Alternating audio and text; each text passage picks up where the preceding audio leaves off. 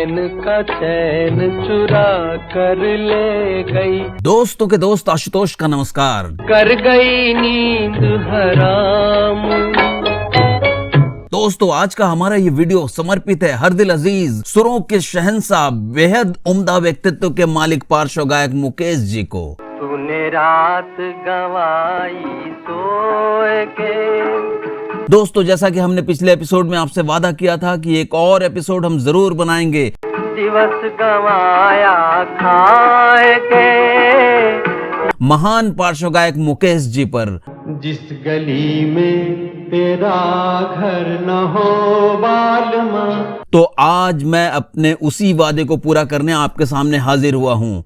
उस गली से हमें गुजरना नहीं। दोस्तों ईश्वर जब किसी को महान बनाता है तो पहले पात्रता को परखता है, परीक्षाएं लेता है। कहाँ है मेरे प्यार की मंजिल तू बतला, तुझको है पता। और आपको पता भी है उन्हीं परीक्षाओं में छिपी होती है प्रेरक कहानियां। जीवन के दो पहलू हैं, हरियाली और रास्ता। आइए दोस्तों जानते हैं महान पार्श्व गायक मुकेश जी के जीवन को थोड़ा और करीब से। मेरे टूटे हुए दिल से कोई तो आज। दोस्तों वास्तव में मुकेश भारत के पहले ऐसे गायक हैं जिनके सुमधुर स्वर ने विश्व पटल पर गीत संगीत की सुरीली अलख जगाई थी। आ लौट के आजा मेरे मी। श्री रामचरितमानस के 8 कांड गाकर मुकेश ने जो शोहरत पाई, गायकी के नए प्रतिमान गढ़े, वो उनके खाते की सबसे बड़ी और कालजयी उपलब्धि है। प्रणवं पवन कुमार। दोस्तों आपको बता दें क्रिकेट की दुनिया के सितारों में बहुत से ऐसे खिलाड़ी हैं जो महान गायक मुकेश के जबरदस्त फैन हैं। हमको तुमसे हो गया है प्यार, क्या करें बोलो तो। उनमें इंडिया के match winning leg spinner B S Chandrasekhar का नाम सबसे ऊपर शुमार है। दिल तड़प तड़प के कह रहा है आ भी जा, तू हमसे आंख ना चुरा। कहा जाता है कि जब कभी तत्कालीन कप्तान सुनील गावस्कर को उन्हें बूस्ट अप करना होता था तो वो उन्हें मुकेश के गाने सुनाया करते थे। मेरी तमन्नाओं की तकदीर तुम संवार दो। भारतीय टीम के पूर्व कप्तान world cup winner Mahendra Singh Dhoni को पार्श्व गायक मुकेश का गीत मैं पल दो पल का शायर हूँ, पल दो पल मेरी का। मैं पल दो पल का शायर हूँ बहुत पसंद है। धोनी को यह गाना इतना पसंद है कि उन्होंने अपने रिटायरमेंट की खबर भी इसी गाने के माध्यम से दी थी। मुझसे पहले कितने शायर आए और था। मुकेश असल जिंदगी में काफी रोमांटिक थे। आए और आकर चले गए। उन्हें गुजराती ब्राह्मण लड़की सरल त्रिवेदी से प्यार हो गया। हम तो तेरे आशिक हैं सदियों पुराने, चाहे तू। लेकिन एक तो मुकेश फिल्मों से जुड़े थे और उस वक्त तक स्ट्रगल ही कर रहे थे, दूसरे मुकेश कायस्थ थे, इसलिए लड़की के परिवार वाले उनके रिश्ते के एकदम खिलाफ थे। लड़की को घर में बंद करके रखा गया ताकि दोनों मिल न सके। ऐसे में मुकेश रात रात भर उनके घर के बाहर खड़े रहते थे। अल्लाह जाने क्या होगा आगे, ओ मौला जाने क्या होगा। आखिरकार 1946 में मुकेश के जन्मदिन पर दोनों ने भागकर शादी कर ली।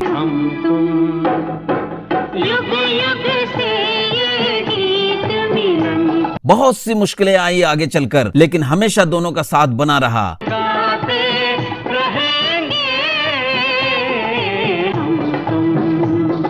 उनके 5 बच्चे हुए, 3 लड़कियां और 2 लड़के, पर ज्यादातर लोग उनके एक ही बेटे को जानते हैं जिन्होंने फिल्मों में बतौर प्लेबैक सिंगर अपनी पहचान बनाई, नितिन मुकेश। जीत जाएंगे हम तुम अगर संग है। अपने पिता की सादगी को याद करते हुए नितिन मुकेश कहते हैं उन्हें सजना संवरना बहुत पसंद था, लेकिन उनके कपड़े, परफ्यूम्स और उनकी अलमारी में मौजूद हर चीज मामूली थी। उन्होंने एक बार विश्व भ्रमण पर अपनी बड़ी बेटी द्वारा उपहार में दिए गए महंगे जूतों की एक जोड़ी ले जाने से इनकार कर दिया था। पिताजी ने कहा, मैंने अपने जीवन काल में अपने पैरों पर इतनी महंगी चीज नहीं पहनी है। बाद में ये जोड़ी माँ ने मुझे दे दी और कहा, अब से तुम अपने पिता के जूते पहनोगे। सर पे लाल टोपी रूसी, फिर भी दिल है है हिंदुस्तानी, मेरा जूता है जा। मुकेश का जन्म 22 जुलाई 1923 को दिल्ली में हुआ था। उनके पिता का नाम जोरावर चंद माथुर और मां का नाम चांद रानी माथुर था। मुकेश को बचपन से ही गाने का शौक था। दिल्ली के MBA स्कूल से उन्होंने मैट्रिक की पढ़ाई की। मशहूर संगीतकार रोशन भी मुकेश के सहपाठी थे। मुकेश पर गायक कुंदन लाल सहगल और पंकज मलिक का बड़ा प्रभाव था। मुकेश स्कूल के सांस्कृतिक कार्यक्रमों में इन्हीं दोनों गायकों के गीत गाते थे। दोस्तों, गायक मुकेश की फिल्मी दुनिया में एंट्री की कहानी भी बहुत दिलचस्प है। हुआ यूं कि मुकेश ने 10वीं की परीक्षा पास करके दिल्ली लोक निर्माण विभाग में सहायक सर्वेयर की नौकरी कर रहे थे। इसी बीच उनकी बड़ी बहन की शादी थी, जिसमें बारात आई हुई थी। मेहमानों की देखभाल में मुकेश लगे हुए थे। नाश्ता खाना होने के बाद लोगों ने मुकेश से गाने की फरमाइश की, जो ये जानते थे कि वो बहुत अच्छा गाना गाते हैं।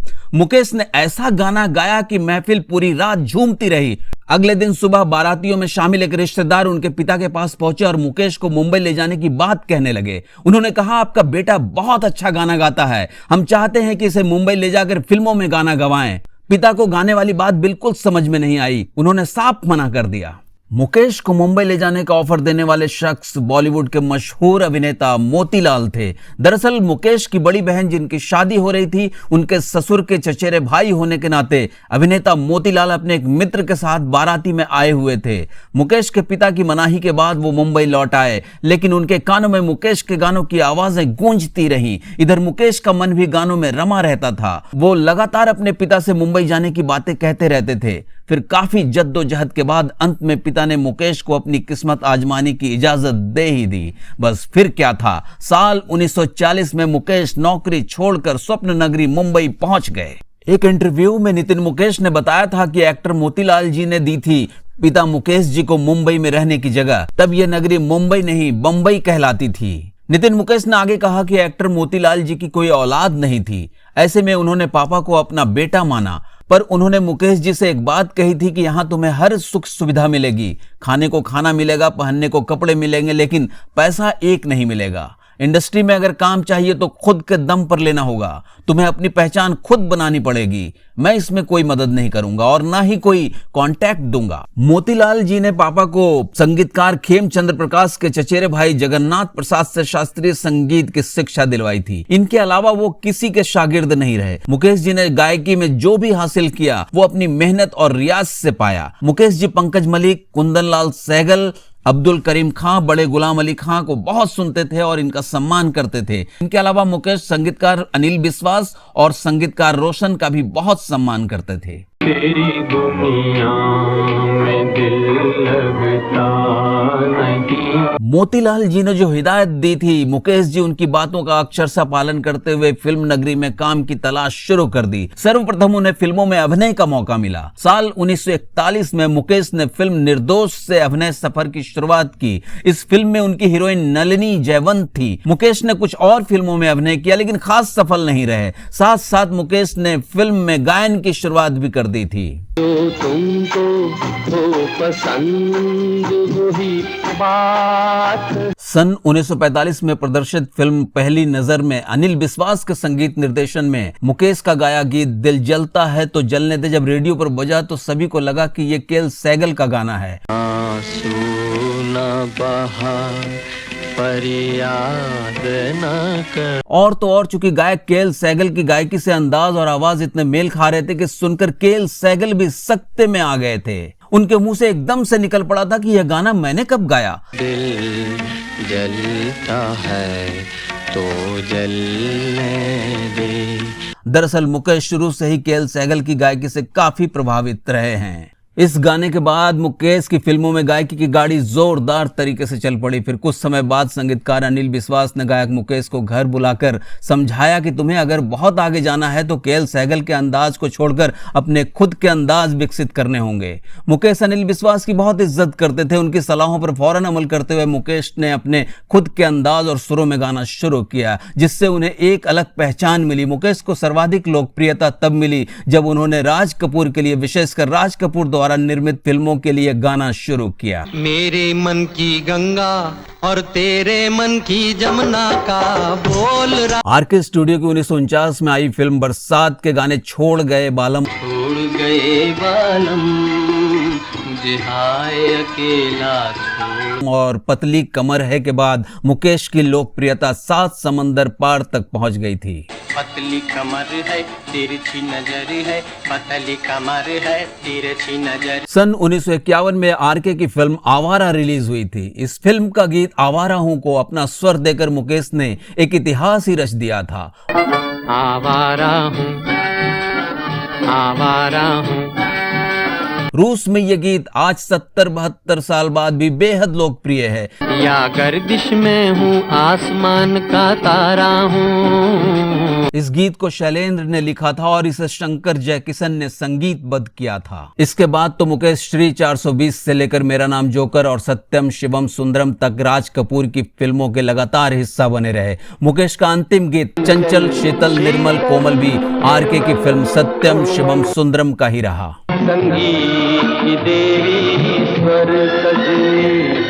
दोस्तों, आपको मालूम होना चाहिए गायक मुकेश ने 2 फिल्मों का निर्माण भी किया था। पहली फिल्म थी अनुराग और दूसरी मल्हार, मगर ये फिल्में कामयाब नहीं हुई। फिल्म निर्दोष, दुख सुख, आधा वर्द, माशुका और अनुराग जैसी फिल्मों में मुकेश ने एक्टिंग की। उन्हें एक्टिंग का बहुत शौक था, मगर जो बात मुकेश की गायकी में थी वैसा जादू मुकेश एक अभिनेता और एक निर्माता के तौर पर नहीं दिखा पाए, बल्कि निर्माता अभिनेता बनकर गायक मुकेश ने नुकसान ही उठाया। वो इतने मुश्किल में आ गए थे कि उनके पास अपने बच्चों की फीस देने के लिए भी पैसे नहीं थे, जिसकी वजह से उनके बच्चों को एग्जाम में बैठने नहीं दिया गया। शायद यही वजह रही होगी जिससे वो पैसे की कद्र करना जान गए थे। कहते हैं महान पार्श्व गायक के तौर पर ख्याति प्राप्त कर लेने के बाद भी जब मुकेश जी को 5 स्टार होटल में ठहराया जाता तो वे गुजारिश करते कि उन्हें एक साधारण होटल में ठहराया जाए, क्योंकि 5 स्टार होटल बहुत महंगे होते हैं, इसमें निर्माता का बहुत खर्च हो जाता है।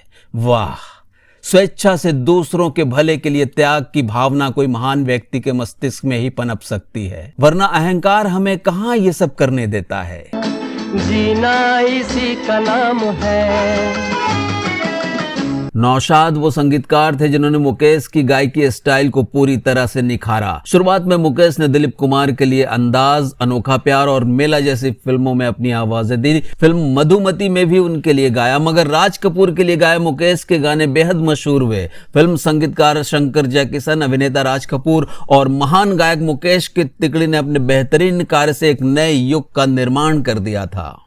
बहती है गंगा जहां मेरा धाम, मेरा नाम। संगीतकार खयाम का कहना था कि मुकेश भाई बड़े समर्पण से गाने का अभ्यास करते थे, एक एक शब्द का उच्चारण सफाई से करते थे, किस शब्द पर कितना वजन देना है, उसकी फील को कैसे बाहर लाना है, ये सब वो इतनी तन्मयता से करते थे मानो उन्हें गीत, नज्म, गजल या शायरी के बारे में सब कुछ पहले से ही पता हो। उन्हें शायरी की समझ थी, वो जानते थे कि किस गीत को तरन्नुम में गाते हुए कैसे उसके साथ पेश आना है। मैं या कोई भी दूसरा संगीतकार जब उन्हें धुन बनाकर देता था तो वो अपने हारमोनियम पर पूरी तरह डूबकर उसका रियाज करने में लग जाते थे। कामयाबी के शिखर तक पहुंचने के बाद भी पार्श्व गायक मुकेश को 6-7 सालों तक कड़े संघर्ष करने पड़े थे। नितिन मुकेश ने कहा था कि घर की आर्थिक स्थिति ऐसी हो गई थी कि मेरी और मेरी बहन की स्कूल की फीस भी पिता मुकेश जी नहीं भर पा रहे थे। आगे कहते हैं, मुझे अभी भी याद है कि हमारे घर के पास एक सब्जी वाला था जो पिता मुकेश जी से बहुत प्यार करता था। उनकी आवाज का वो सब्जी वाला एकदम दीवाना था, इतना अपनापन और इज्जत था उसके मन में पिताजी के लिए कि पूछो मत। जब पिताजी बहुत मुसीबत में थे, कोई रास्ता नहीं सूझ रहा था, तब उन्होंने उस सब्जी वाले से कुछ पैसे उधार देने की पेशकश की थी। इस तरह हमारे स्कूल की फीस भरी गई थी, लेकिन न ही पिताजी ने और न ही उस सब्जी वाले ने कभी ये जानकारी हम तक पहुंचने दी, मगर हमारी माँ हमें सब कुछ बताती थी। उन्होंने कहा, देखो पापा कैसे कठिन समय से गुजर रहे हैं। दोस्तों, पार्श्व गायक मुकेश और गायिका लता मंगेशकर के बड़े सुंदर संबंध थे। लता जी मुकेश जी को अपना भाई मानती थी और मुकेश जी ने भी लता मंगेशकर को अपनी बहन मानकर हमेशा सहयोग किया। लता मंगेशकर अक्सर कहती थी कि उनका हिंदी का उच्चारण मुकेश के कारण ही बेहतर हुआ। फिल्मों में गाने के साथ साथ मुकेश और लता मंगेशकर ने कई म्यूजिकल शो साथ साथ किए। 1976 में राज कपूर की फिल्म सत्यम शिवम सुंदरम का गाना चंचल निर्मल शीतल की रिकॉर्डिंग पूरी करने के बाद मुकेश को अमेरिका जाना पड़ा। म्यूजिकल कंसर्ट में भाग लेने के लिए। वहां से लौटकर उन्हें इसी फिल्म का एक और गाना रिकॉर्ड करना था। अमेरिका और कनाडा के इस दौरे में मुकेश के साथ पुत्र नितिन मुकेश और गायिका लता मंगेशकर भी थी। इस दौरान मुकेश की तबीयत कुछ ठीक नहीं थी। एक शो में स्वास्थ्य ठीक नहीं होने के कारण लता मंगेशकर के साथ नितिन मुकेश को गाना पड़ा था। नितिन मुकेश को इतने बड़े म्यूजिकल शो में लता मंगेशकर के साथ गाते हुए देखना सुनना एक पिता के रूप में मुकेश के लिए काफी गर्व का क्षण रहा होगा। मुकेश को भरोसा हो गया कि नितिन मुकेश अपने जीवन में ऊंचा मुकाम जरूर हासिल करेंगे। उसी श्रृंखला में फिर 27 अगस्त 1976 को अमेरिका के डेट्रॉयट सिटी में शो था। मुकेश होटल के अपने कमरे में दोपहर के आराम के बाद शाम को स्नान करने गए। स्नान करके बाथरूम से बाहर निकलते ही उन्हें अचानक बहुत पसीना आने लगा। आनन फानन में मुकेश को अस्पताल ले जाया गया। दोस्तों, गायक संगीतकार हृदयनाथ मंगेशकर की पत्नी भारती मंगेशकर, जो लता मंगेशकर के साथ डेट्रॉयट में थी, उनके द्वारा दी गई पवित्र पुस्तक तुलसी रामायण की एक प्रति को गले लगाते हुए राम भक्त महान पार्श्व गायक मुकेश आईसीयू में चले गए, जहां कुछ ही देर में उनकी मृत्यु हो गई। राज कपूर, जो मुकेश को अपनी आवाज ही नहीं अपनी आत्मा मानते थे, हृदय की इतनी गहराई तक जुड़ाव था कि मुकेश के निधन की खबर सुनकर राज कपूर को सदमा लग गया था। वो 2 दिन तक कुछ बोल नहीं पाए थे, बिल्कुल मौन हो गए थे राज कपूर। और जब बोले तो ये बोले कि मेरी आत्मा और आवाज दोनों चली गई। दुनिया से जाने वाले दोस्तों, इसी के साथ आज के इस वीडियो को मैं यहाँ विराम देता हूँ। जाने चले जाते हैं कहाँ। द बॉलीवुड फाइल्स के इस वीडियो में अंत तक रहने के लिए दोस्तों के दोस्त आशुतोष की तरफ से बहुत धन्यवाद। कैसे ढूंढे कोई उनको। दोस्तों, इस वीडियो से पहले गायक मुकेश पार्ट 1 में हमने मुकेश से संबंधित बहुत सारी जानकारी दी है। नहीं कदमों के भी निशान दुनिया से जान। इस वजह से उन जानकारियों को इस वीडियो में रिपीट नहीं किया है। आपने अगर गायक मुकेश पार्ट 1 नहीं देखा है तो जरूर देखिए, आपको आनंद आएगा। ओहरे ताल मिले नदी के जल में, नदी मिले। दोस्तों, अगर आपको प्रोग्राम अच्छा लगा तो लाइक शेयर और कमेंट्स भी करें, और साथ ही साथ कम समय में ज्यादा मनोरंजन और मजेदार अभिज्ञता के लिए चैनल को सब्सक्राइब भी कर लें। सागर में सागर मिले कौन से जल में। आपका मंगल हो, कल्याण हो, शुभ हो। कोई जाने ना ओहरे ताल मिले नदी के जल में।